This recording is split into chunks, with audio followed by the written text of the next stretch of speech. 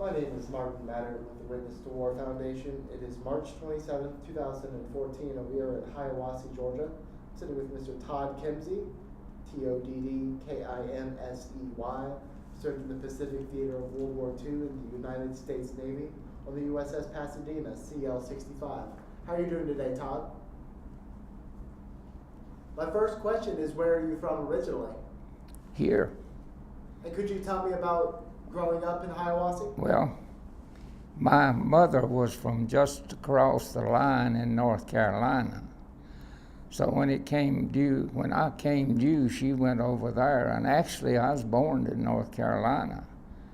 And so my wife's a Tar Heel, and she can't brag about being something I'm not.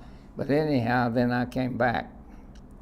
And I went through they had only 11 grades in school then, and I went through about the 9th or 10th grade here in Hiawassee. And Hayesville, my wife's hometown, was getting football. And I had an uncle, Perry Tipton, he was a nut for football, and he taught my grandfather, and he let me stay down there and go to school and play football. So actually I graduated from Hayesville High School. But then after I graduated, I went to Berry College one summer and worked all summer to go to school. Well, I was a 16-year-old boy then, and I wanted to go in the Navy. Christmas, I came back from Berry and decided I wasn't going back to school. So I went to, Mom and Dad was in Canton, Ohio, working in a defense plant, and I went up there. And it took me about 6 months to talk my father into signing for me. And then I signed up. He went with me to say that I had his permission. And a funny thing, I joined the Navy in Canton, Ohio, but they sent us to Cleveland to be inducted into that. And we got up there too late to do it, so they put us in a hotel. And of course, a bunch of 17-year-old boys, we were having a big time. And they had an old chief there running up and down the hall. Now, boys, now, gentlemen, now, please. The next day at 10 o'clock, we had raised our hand and been sworn in the Navy. He jumped up on a big old bucket there, and he said, "All right, you so-and-so, you're in the Navy now, and when I say jump, you say how high on the way up." I thought, oh boy, things changed, don't it? And then I went to the Great Lakes for naval training through October, November, and I came home. I got out in time to come home for Christmas for leave, but that's the coldest place in the world. We'd get out there on Lake Michigan in what they call a motor whale boat and had to practice rowing.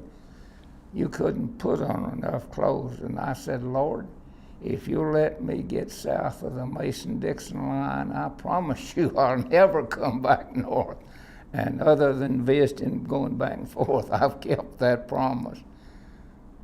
So I spent time there, then assigned to the Pasadena. And guess where while we were in boot camp, they told us, they said, all right, we're going to give you a battery of tests. Do your best. If you do good, we'll send you to school. Well, my mother was for education, and she taught me. She just graduated from high school, which back in 26 was a big deal. And so I got up and did the best I could. And in math and science, I did all right. In English and history, I didn't do too hot. So they called us up. Guy told me, a lieutenant there said, son, he said, you did pretty well. Said, we're going to send you to fire control school. I said, I don't want to fight fires. He laughed, and I could just see him and think, boy, we got a hold of a dummy here. He says, now you're going to range how far whatever you're shooting at is in this optical instrument, and you'll control the fire of the guns. So they sent me to Fort Lauderdale, Florida, and I thought I'd died and gone to heaven for sure. So we went to fire control school there. We had the directors, and I got a picture of my ship, but it's in that little book I left at home. I was 30 feet above the water line, and the director that turned, and I had a big optical instrument. I looked in that, and there's 5 diamonds in there, and the middle one was a big one. And I moved this in and out, and when I got over the target, I pushed a button. It went down into the plotting room, into the guns. The Pasadena had 12 6-inch guns, 12 5-inch guns, and I don't know how many 40 millimeters and 20. But that was my job to do that. And on the beach there in Fort Lauderdale, they took us down and put us in the finest hotel on the beach. And on the beach was these directors. Of course, 17-year-old boys, 18. Hey, turn down to Sutton and check that bathing suit down there. A gruff voice would come over there. All right, turn that director back. You're not chasing girls yet. But then we left there and put the Pasadena in commission in Boston. And we stayed there until, we went on shakedown cruise to go into Trinidad, gunny practice and everything, came back. Then the next thing we lit out down through the Panama Canal, back up to California, and picked up the USS North Carolina and 2 or 3 other ships, and left for Pearl. And Waikiki Beach. We stayed 2 days in Pearl, so you know how much we saw of it. But we left Pearl and headed back for the islands of the South Pacific. But before we get there, I'd like to hear more about the Pasadena. Could you describe the ship to me? What, the Pasadena? Yes, sir. It was a light cruiser, which its just weight and everything is between a heavy cruiser and a destroyer. We were about 600 plus feet long and 60-some feet wide. And every division had their own place to bunk, 1, 2, 3, 4. And if you was in this bottom and they sounded general quarters or air defense, you better not be the first one to try to get out, because there's 3 above you coming down. Life aboard the Pasadena was, I thought, being a little country boy, was the greatest thing going, until I got out there and got to being shot at, kamikazes, and typhoons, a lot of things you forget. Your mind blanks them out. I mean, it's hard to remember all of that, and that's one reason why I had that run off. So it tells you every battle star and where we were. Now, tell me about the first place you went after you left Pearl Harbor. Well, it's sort of hard to decide, because Palua Island is where they took it before we got out there, and they used it. It was a beautiful harbor and everything, and it was about halfway from Pearl and Japan, which if we took that island, our planes would just have to fly from there over Japan. And then, as I say, if I had that, when she's got that has the life on the Pasadena every day, I could pinpoint where the first islands are. But the islands, we had the Blue Islands. They had one known as Mog Mog Island. Could you tell me about the Battle of the Philippine Sea? Well, we joined the Third Fleet houses to actually keep the Jap planes on shore. We sent our planes off of our carriers, and then it was up to the cruisers and the destroyers to protect them from any planes that came over, plus submarines and like that. So they'd take our cruiser division out with some destroyers and a fast run, like in the South China Sea, to bombard shore installations. I know one time we found out that we were going to South China Sea, and another friend of mine went down in the plotting room and they had it mapped out. And there is a little looked like a little white hut with a long white little round thing coming out. And somebody asked, said, "What's that?" He said, "Boys, don't worry about that. That's just 12 and 16-inch shore guns." Gee, thanks. That's really nice to tell us. We went in there and bombarded that thing down, come back out and got out of there and didn't see the first Japanese anything. But they, on December the 17th, 1944, we hit the typhoon called Cobra.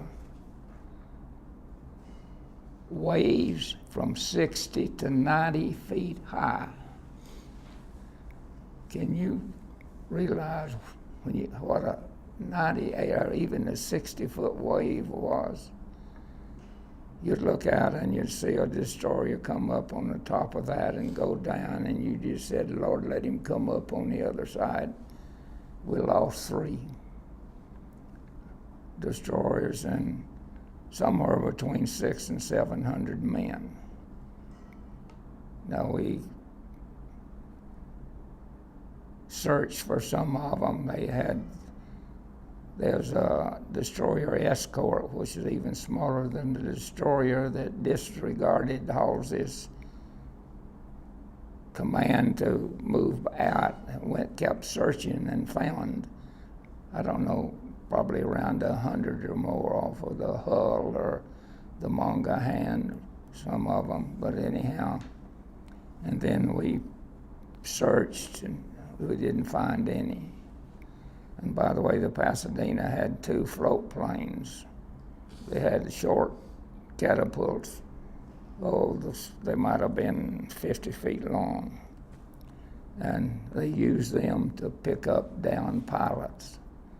And the typhoon took it. It was little typhoons, typhoon foot, little float planes, and they'd put a 5-inch or 6-inch powder charge in that and fire that little fella off. And we lost one of them. The wave just picked him up and gone. But you can say what you want to, but now it is scary to ride a typhoon out. And not only did we ride out Cobra over, Halsey knew that we're supposed to keep these Jap pilots' planes on the Philippines and not let them out. But the thing about it was some of our destroyers was low on fuel. So they decided they'd fuel those up. They never did get to fuse them up on the 17th. And there's no way that they would have said, well, we're going to hook a oil pipe up, go over the fantail and fuel up this destroyer. A wave came along and popped that pipe, pulled it out, pulled it to and destroyed it. And they didn't get to put any fuel in them on the 17th or 18th, and about the 19th they got to fuel them. And we went back. MacArthur and Halsey were pretty good friends, but there's a little jealousy between them. But McCain, who ran for president last time, his grandfather, Slew McCain, was an admiral in one of Halsey's. McCain and some of the others is the one that got together and figured out how to keep these kamikazes down. The Japanese sent out 2,250 kamikazes over the South Pacific while we were taking well, not so much the Philippines, the biggest congregation you have, if you want to call it that, of kamikazes was off Okinawa. I was talking to a friend who was on the little destroyer, and he said that there was in the area at one time over Okinawa over 200 kamikazes. Now, I had a funny experience with them of being on a rangefinder. I picked up this Jap plane, looked like he was going to hit the axis, but he got a shell burst very close to him and knocked him off of his. So he picked on us. Now on that rangefinder, I'm rangefinding over him, and after you get back to where you're only about 1,000 yards or less from him, it stops. That's to keep your guns from coming down and hitting some ships over there. Well, I kept ranging. I could say his face as good as I could yours there. He flew through all the 6-inch we threw up, 5-inch, and the 40s. The 20s knocked him down. Oh, I'd say less than 100 yards from us. And I can say that I saw one eyeball to eyeball. It wasn't the nicest thing, because at that time, with the ranging on him, it looked like he was going to hit me right between the eyes. And but everywhere you looked there off Okinawa, there was a kamikaze. Even what they was doing, and some of them, they had what they call buzz bombs that a Jap pilot guided that thing in after it was dropped. Now, he knew he wasn't coming back, but they convinced them that, oh, that is the way to do. You die, and for the emperor, you're going to heaven. So we helped a lot of them get there. And after the Okinawa operation, we pretty well, the Texaco planes Tokyo planes was the next major thing that we was getting into.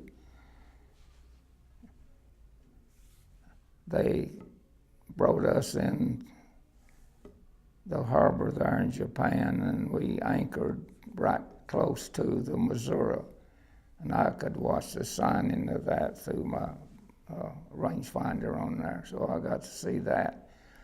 But they brought us right through the harbor that was supposed to be heavily mined, and the guy that was guiding us was a Japanese pilot.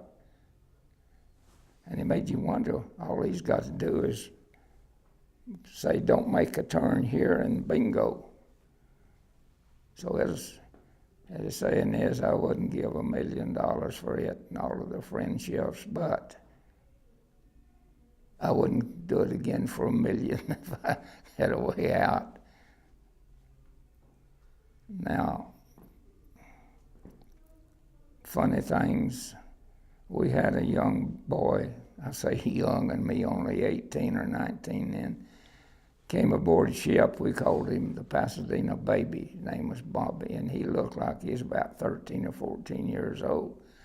And he joined us just before the Evo operation.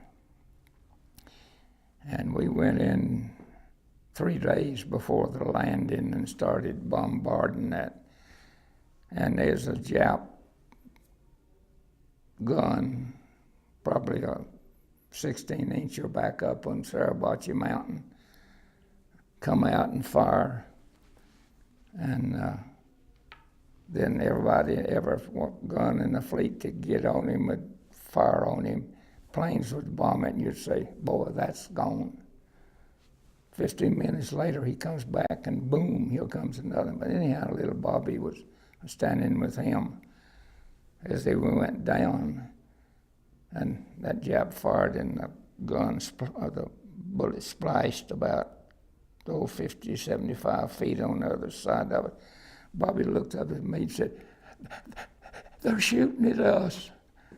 I said, "Bobby, what do you think we're doing out here?" But he actually, that gun was on railroad tracks and is run back in that mountain. And they, I think, finally got him with a flamethrower when they got up there at him. But that Mount Hiawassee was nothing but tunnels through that thing. Now, I've told you a lot of that, and any specific questions you want to ask, far away. Right before that typhoon, you were engaged in an airstrike against. Well, this is before Evo. Yes. This was on December 14th through 16th. You were airstrikes against Luzon. You shot down a lot of Japanese planes. Could you walk me through the experience at Luzon? Now, what? The experience at Luzon right before the typhoon. Well, most of it was bombarding or actually protecting. We were protecting the Essex. Now, we had the Essex in the middle of, say, 38.2 Task Force. And we had a battle wagon or two, maybe the New Jersey and the North Carolina or something. Then you had maybe 2 heavy cruisers. The Atlanta was a heavy cruiser. Then you had our task force, our cruiser division. There was, we called it the Wasp. There was the Wilkesboro, the Astoria, the Pasadena, and the Springfield. That was Light Cruiser Division 17. And we were then around that. And then we had destroyers out there so far, and then beyond that, picket ships. So all of these was to protect that carrier right there. But the Essex got hit with a suicider. Before the Evo operation, the Franklin, the Bella Woods, and another carrier got hit by suicide planes. Now the Franklin, as soon as she got hit and banged up, they sent her back to the States. But the Japs knew, not to the States, to Pearl Harbor, but the Japs knew that she was wounded, I guess you could say, and we had to protect her on the way to Pearl for a long distance. And if my memory serves me right, and I've got the one, she exploded internally 50-some times and still made it back to Pearl. And but when those kamikazes first really sent them out by the hundreds. They stopped the Fifth Fleet. I mean, I got some things here that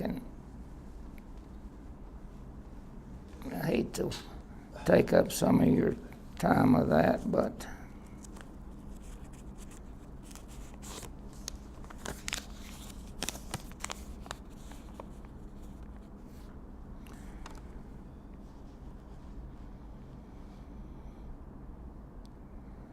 the kamikazes over Okinawa, and all of, as I said, and all of the kamikazes. I've got down here, there's 200 plus kamikazes over the fleet, 2,550 kamikaze attacks, 12,000 American lives lost, 36,000 wounded, and sunk or damaged 74 ships. So that's when Halsey had to get his, he called them his dirty dozen boys. And they figured out the best thing to do is just to keep those jet planes, don't let them get in the air. And they did pretty well on that.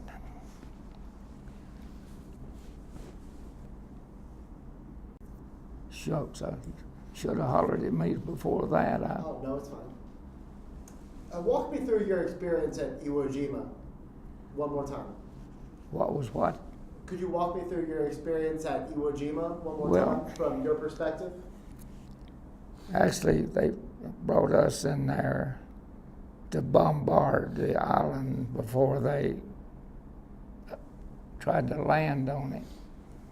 Now, I watched them as they sent the landing in, and the boys got out, and they had to go up a little bit to get on the top. The Japanese didn't fire much at them out here. They piled them up on the beach down there. And I mean, they piled them up pretty heavy too. And that made you realize that war is hell.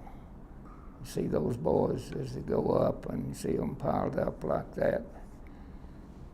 And those Japs were in tunnels and caves, and they had to go in there with their flamethrowers and get them out. And a large number of them committed suicide on that island. They didn't surrender. But the only thing that we had there was kamikazes in the air, plus this 18-incher or 16-incher running out there and throwing shells at us. But I guess that the Iwo operation, as far as the lives go, probably more was lost in that than they were on any of the other. Okinawa was bad too, but it was so bad with kamikazes. But you know, as you sit and talk about this, you think of other things that come along. Like what? The typhoon. They tied coffee pots to the overhead and served sandwiches and some apples. I know one guy got him more on apples than he's supposed to have got. Started out and he slipped and fell as that thing turned over. Apples went over everywhere. Everybody started grabbing for apples. They didn't bother him. But our mess hall went from one side of the ship to the other. Now, the floors were a little bit greasy in spite of everything. The mess cooks turned those tables upside down and made sleds out of them. When that ship rolled that way, they zoomed that way. It rolled this, they was having a big time till the old man, as the captain came down, and he stopped that in a hurry.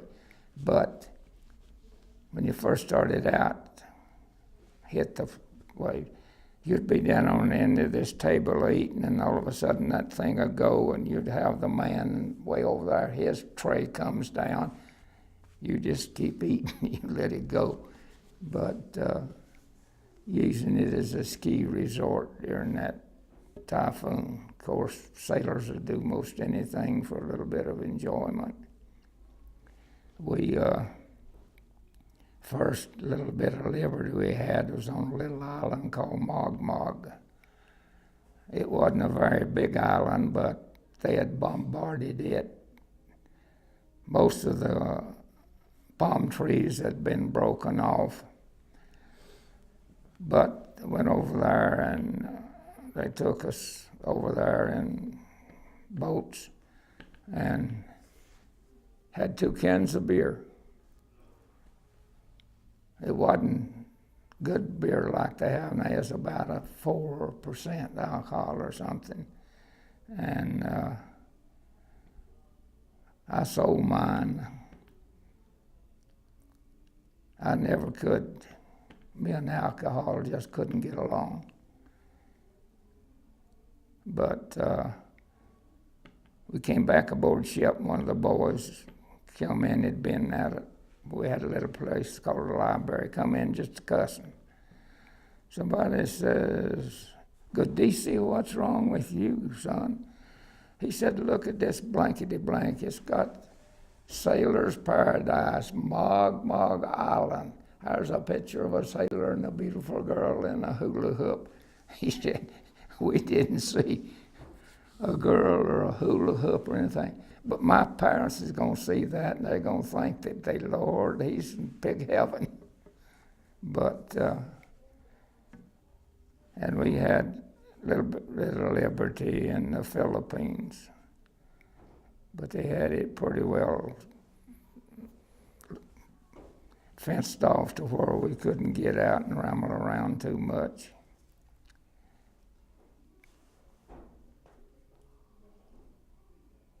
So that we had to have so many points for discharge. Now starting out, you got a point for each year of age. No, half a point for each year of age. And you got another half a point for every year you spent in the war zone. It took 60 points to get out. I added mine up. I just barely had 20. I said, "Lord, I'm going to be in here the rest of my life." But then they gave so many points for every battle star, and we had 6, plus 2 the Philippine government gave us. But I just lost a good buddy that was aboard ship. I was in the aft director, and he was in the forward director. And he was a year older than I was. And my neighbor was a World War II veteran, and he just died yesterday. So about all we've got is memories, I guess. But there's one thing about it. You meet another veteran, your brother, especially a sailor. There's a I don't know what you call it, but there's something that holds them together. It's actually a lot of times stronger than 2 brothers, because they've been through what you have. They know what you're saying. But I heard, I believe it was over the news not too long ago, that the World War II veterans are dying at more than 1,000 a week. Now, once that we are gone, who's going to be to tell about these experiences and everything? To me, the schools are missing a great teaching tool. But I'm not going to press it because they'll say, well, he just wants to be known. That's not true. In fact, until I went to this school in Florida, I'd never been together to share any of this experience anywhere. And that just about fixes it for me unless there's any specific. Well, what did you do when you got out of the military? When you were discharged, what did you do? I came back here, and University of North Carolina put an off-campus division in Murphy. I started there in my first year, and I met my wife, got married that first year. Second year, I was playing sandlot baseball around here, and my high school principal came up and he said, Todd, what are you doing next year? And I said, I don't know. I thought I might go to Western Carolina school. He says, I'm athletic director at Pinelands Junior College and Military Academy. How about coming down and playing football? He said, the government will pay your tuition and everything, and we'll give you. I said, well, Prof, we're expecting a baby. He said, well, there's an apartment just right by me that you can go live in. So I got my 2 years there and transferred to Western. Got my bachelor's and master's there. Somebody says, well, what college did you attend? I said, you got time to listen? I went from there to Colorado State University, been to Auburn, Vanderbilt, Georgia, Western Carolina, and I'm still not educated. What was your favorite thing about living aboard ship? The camaraderie among the boys, especially in your division. Of course, that one in another division is a buddy too, because he's on the ship with you and a sailor. But you were real close to the ones in your division. And I found, going through some stuff, we put Pasadena in commission, and they gave us a little booklet, and then it is the name of every boy that put that ship into commission. So I was looking through there today. The ones that jump out at you, the ones that was in your division that you stood to watch with and everything. That director had a lieutenant, had what's known as a pointer. He's a man that did the elevation on the target, and then you had trainer and a pointer. One of them was doing that, and the other was this way. Then you had a rangefinder I was making, but right behind me was a radar man. So we'd compare ranges. If I was not sure of mine, I'd say, hey, Tom, what you got on the radar? He'd say, so-and-so. Well, that's pretty close to what I've got. And then Lieutenant Green. Now, in that typhoon, got to talking, and the director said, how far will this buggy go before it capsizes?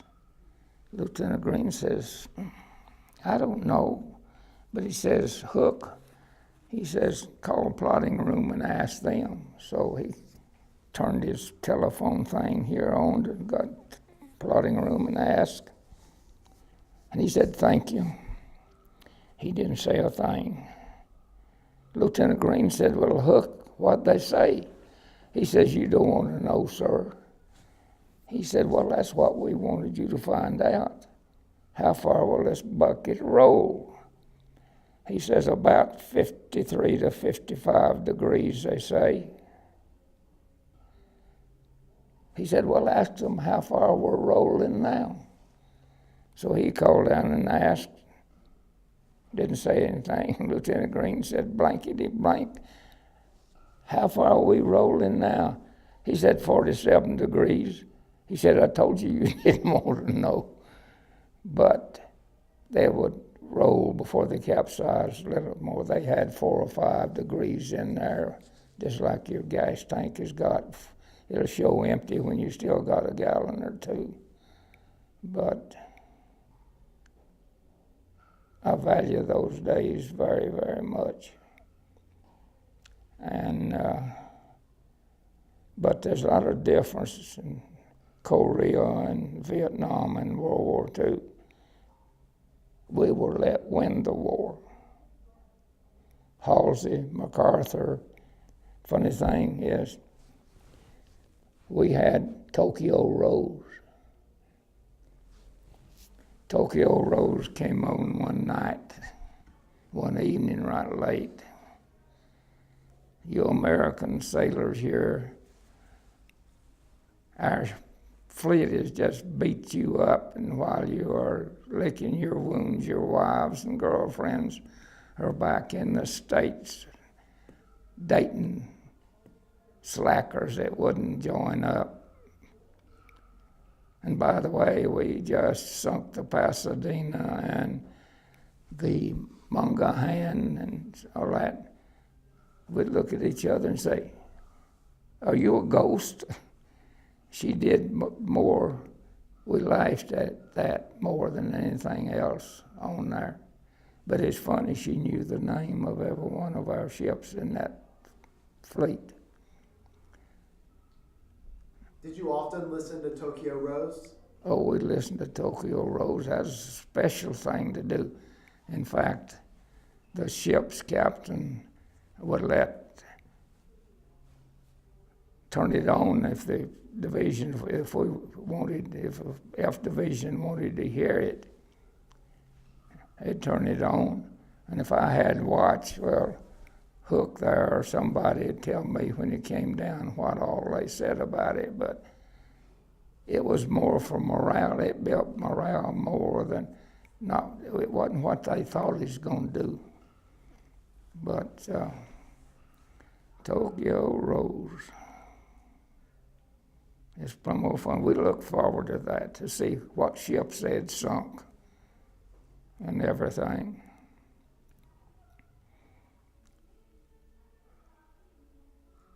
Do you have any funny stories from your time on the Pasadena?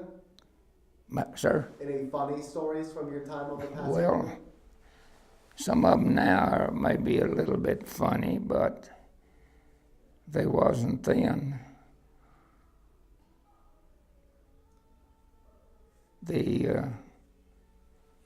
To me it was funny, the little boy there that looked up there with his eyes as big as saucers and said, they're shooting at us. It was sort of funny. Well, what do you think? They going to just let us go? And there wasn't a whole lot.